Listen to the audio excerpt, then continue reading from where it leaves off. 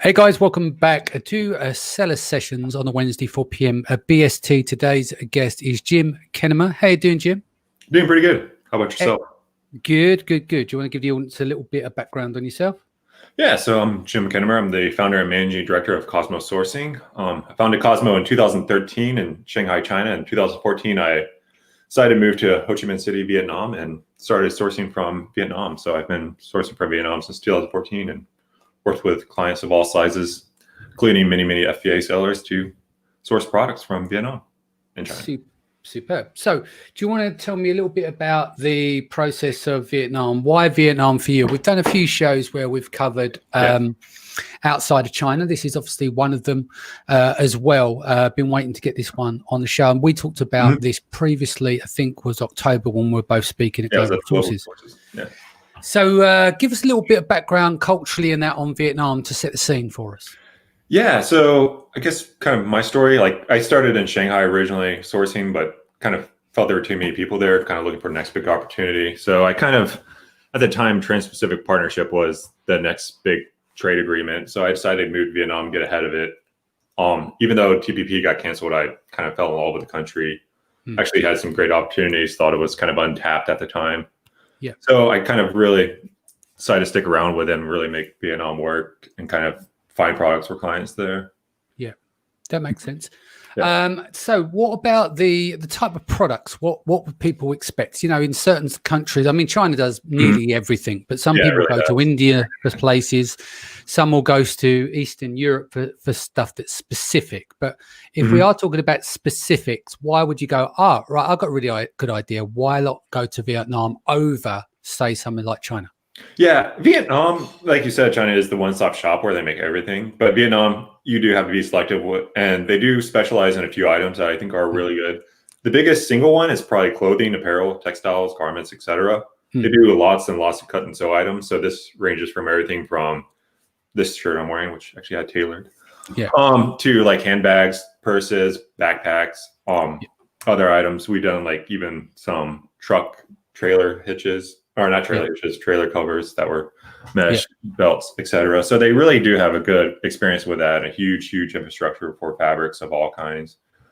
The other big one that we've had a lot of luck with is wooden goods. And this ranges from everything from high-end furniture, I'm talking like the Four Seasons high-end, to just small knickknacks like desk and wooden bowls and other items for like kitchenware and homeware.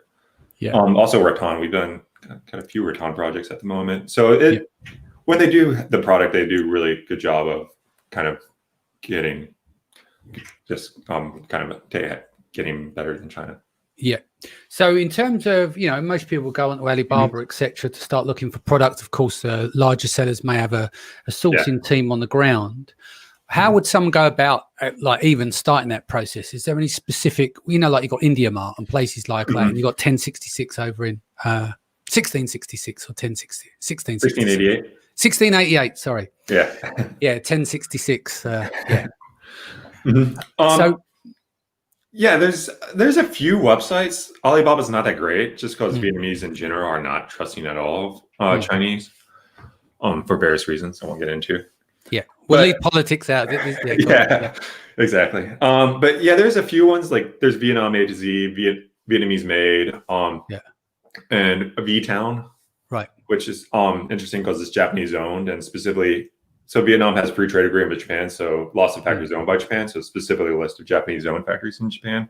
Right. But honestly, the best resources are just Google and Yellow Pages. Yeah, I mean Google is not blocked in Vietnam; it's fully allowed. So you can simply Google factories, and it's a decent resource. For us, we obviously use more advanced tools, like we use import data. We get a lot of buy raw import data now. We use trade show data. We use our own connections. We have a team on the ground, so they actually know people and get factories unlisted. But for just people, there's honestly Yellow Pages and Google are probably the two best single resources. Yeah. But you do have to be more proactive and get the phone numbers. Yeah, it's not just there all at your fingertips. You have to do a bit of work to get there. Exactly. Yeah. You can't just put RFQ and talk me through the negotiation process. Let's talk a little bit of, you know, standouts in terms of culture. You know, obviously there's always good to build in China. You build relationships with people, and you know, a lot of people go and have dinner with their suppliers, and they get to know them more personally. And birthdays come round and stuff like that. Tell me some of the things that the standouts culturally for when you're dealing with suppliers in Vietnam. Yeah, I always say if you have a source in China and use a Guangxi, just keep doing it. But in Vietnam, it's not as expected and not as normal. It's a lot more casual, which kind of turns some of my clients off. Because you just kind of talk to them, talk about business, and they get straight to numbers, which it's what it is. But it's good. The negotiation is less intense because I found the prices they give initially are closer to the real price. Yeah. You obviously can still negotiate, still get down, but it's less intensive of a process. Yeah. And another thing too is not every factory in Vietnam is owned by Vietnamese. Like I was talking about Japanese, they have free trade agreements, so they're allowed to own factories. Same with South Korea, same with Taiwan.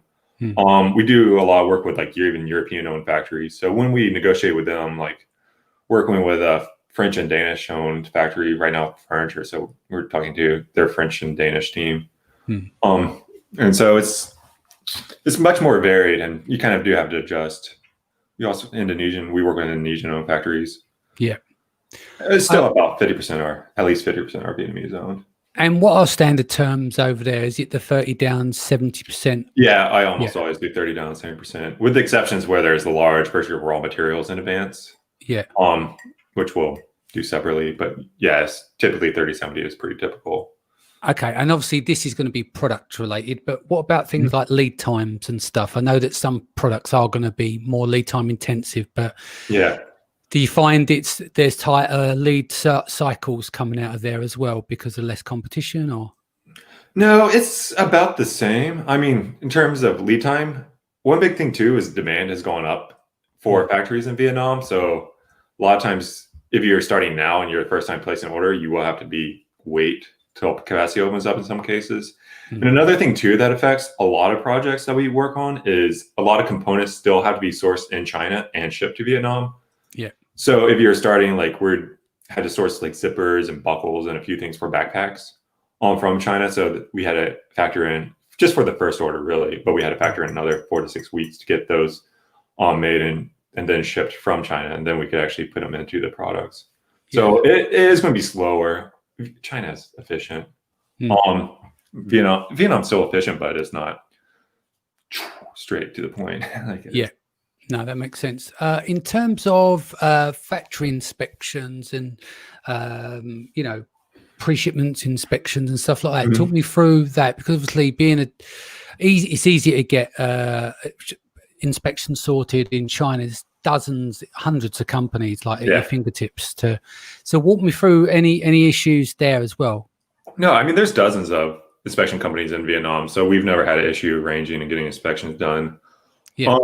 So we always recommend at least 2 inspections for most clients, a pre and post-production inspection, the pre-shipment inspection. And we try to tie it into the payments, but in terms of actual inspection companies, there are several, and several highly qualified ones. So why do you insist on 2? I mean, it makes sense, but like you just said, we would normally insist on 2. Is it to control the quality? What about trust levels? Do you have to really work to make sure that the when you're placing the order? When you place the order, it really depends on the factory, because we work with the major ones, and they work with like Nike or Patagonia, and you trust them, obviously. So we go straight in, but there's still a lot of factories, especially when it's the first time we work with them. If it's the first time we've worked with a factory, we personally try to visit it, just because it oftentimes is a good opportunity for other clients. And so we try to just get an inspection, make sure they're legit before we actually move further. But we try to do it a little bit early as well, just to make sure that they are who they say they are. It's a lot more rougher. Like there's not like Alibaba trade assurance or something like that where you can do escrow. So you do have to do a little bit more due diligence than you would in China. And so I've always recommended 2 inspections. Got a quick question here from Anna. Hey, Danny McMillan, you probably already mentioned this, but I wonder, in terms of cost difference between China versus Vietnam, how would you compare, Jim? Like I said, it really depends on the products. Some are cheaper, some are more expensive. The ones I mentioned earlier, the clothing, furniture, wooden goods, I think there is a cost advantage in Vietnam versus China. With tariffs too, that also, which applies at what I think 86. If you're American, it's 86% of goods imported from China, so basically all. Yeah. It's going to be a cost advantage if they make it. So I mean, generally there is. Unfortunately, I think this is actually becoming less true as time goes on. Because there is more and more demand for Vietnamese factories, and as demand goes up, there's less supply. So the labor prices have been rising, costs have been rising over last year. So let's talk about the tariffs. We mentioned this off call because obviously you want to look at that as a level of advantage. So there's zero tariffs, I understand. It's just duties, right? Effectively, yeah, zero tariffs with very limited exceptions. They randomly put some on aluminum, a specific type of aluminum, just because someone in China was trying to skirt those regulations. As we say in the UK, aluminium. Yeah. Aluminium. Yeah. But yes, you're going to pay the same as you would. I'm specifically talking if you're American, you're going to be paying the same as you would if you were import from any other country we have normal trade relations with. Yeah. Vietnam and European Union are pretty advanced stages. Like I think it was supposed to be signed in June. A free trade agreement. It got delayed because things are happening in the world. But yeah, it was going to be pretty much a total free trade agreement between European Union and Vietnam, which is going to be huge for European sellers who want to source from Vietnam. But yeah, it's definitely has favorable trade. Vietnam, the government itself is very, very proactive in terms of negotiating free trade agreements, getting preferential trade agreements with other countries. Like they remember ASEAN, so the European Union of Southeast Asia, they have free trade agreements with Japan, South Korea, Taiwan. Yeah. And they keep opening up. So they're very, very interested in opening themselves up to the world and making. So, apart from the three main product types that you mentioned in terms of wood, clothing, and one other, I forgot what the other one was. The other thing with Vietnam is that they don't often have the opportunity for, in terms, they do private labeling, but you have to provide your own designs. It's the customization you're a little bit limited on. Is that right? Yeah, that's right. Yeah, with Vietnam, I rarely expect the factories to have their own designs on hand already that they just sell directly to the consumer, where they just simply put a logo on. So in fact, almost all, I would say 80+% of manufacturing in Vietnam is manufactured by design. So that means is the client has to provide the design files to the factory in order to make the product. So you do have to do your legwork, hire a designer in advance, and then present the designs to them. And they very rarely have designers in-house, designers and engineers in-house who can actually tweak those designs. Like you can't. There's cases where I have done pencil drawings, but this again the exception, not the rule. It's just pencil drawing, and then they hand it to an engineer who makes the actual files. But so, do you think that Vietnam is good for the larger companies? Is for basic overflow? So it's the backup supply chain. Yeah, if you're a larger company, it's a lot easier to do. If you're smaller and willing to put in the legwork, it's fine. Yeah, it's definitely it's harder to enter than it is in China. So if it's your first time sourcing and you're not confident, I guess, trying to learn the ropes more or less, it's going to be quite a little bit more of a challenge than you would in China. Because China, you just go Alibaba, get private label, and you can be selling fairly quickly. And Vietnam, you really have to go in, get private label. Not private label. Oftentimes we get clients who will order the product, then send it to a designer who reverse engineers it, and then they send the files to Vietnam, which is kind of a way to work around that. But it's going to be more intensive and more steps. That makes sense. What other advantages do you feel that you've got with Vietnam over China? So obviously you've got a business based there and it's thriving. What are some of the key things that I've not asked you in terms of questions that are stand out for you?